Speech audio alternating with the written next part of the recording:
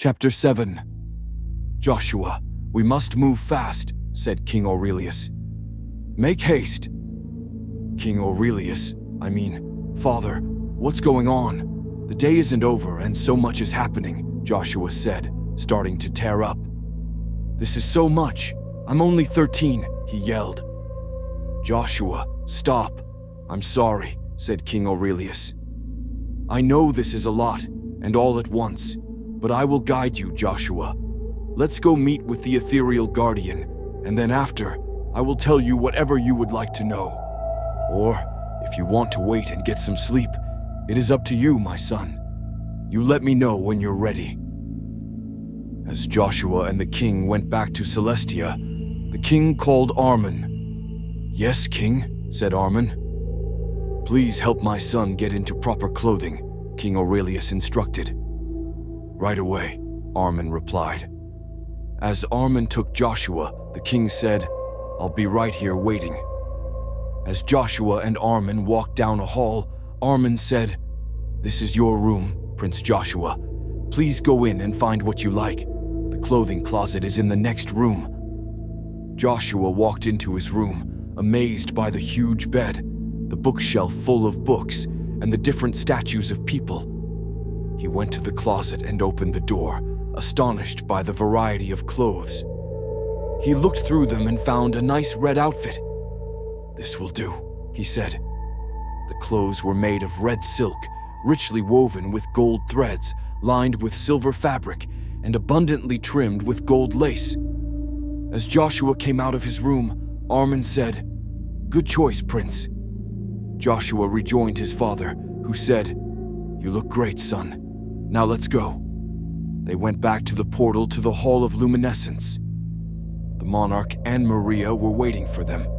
The king looked at the monarch and said, All right, let's go. They went through a red portal, walked down a hall, and opened big bronze doors. Joshua was awestruck as he walked in and saw a huge, beautiful garden.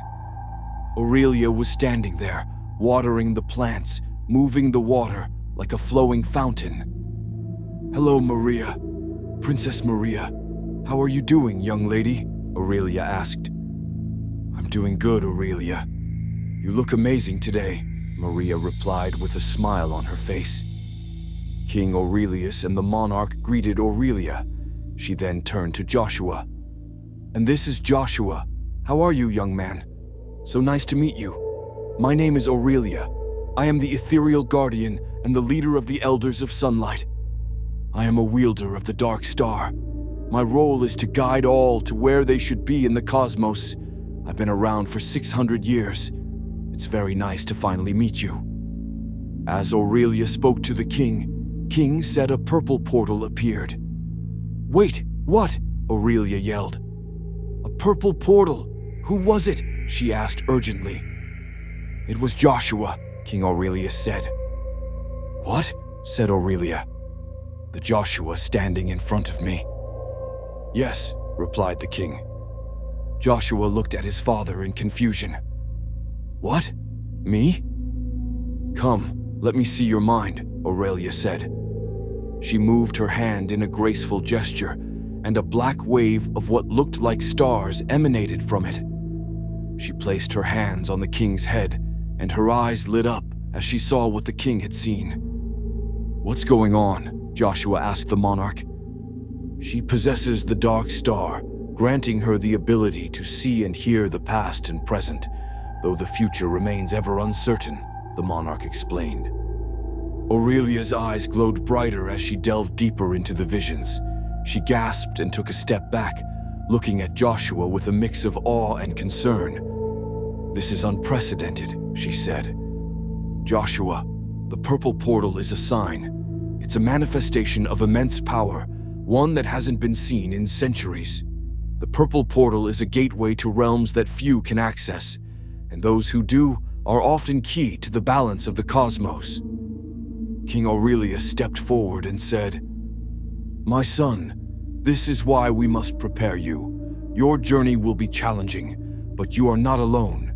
You have us, and you have the legacy of your ancestors guiding you. Joshua looked and yelled, What ancestors? What about my family, my mom, and my sibling? I don't even know what I am doing here. I feel like I'm still dreaming. Aurelia looked at Joshua and said, "You have a brave heart, Joshua. I know this is a lot, and it might seem like your father is moving too fast, but this changes everything. The sign of a purple portal means the future is different from what I know. Listen, Joshua, your older self visited your dad and warned him. That means your power is going to be on a different level." The monarch, watching the interaction, added, "Remember, young prince, the power within you is both a gift and a responsibility. Embrace it with wisdom and courage." Joshua took a deep breath, thinking, "This is crazy."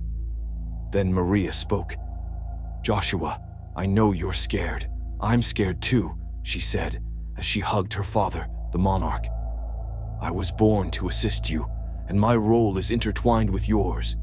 Please trust the king. He has always been a great man and has talked about you for years. He truly loves you, and I know we all wish it didn't have to be like this." Joshua looked at her, thinking her voice was so beautiful. "Okay, I hear you," he said.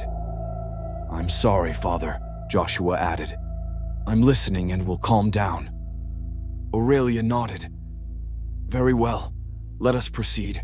Your training starts now." She led them deeper into the garden.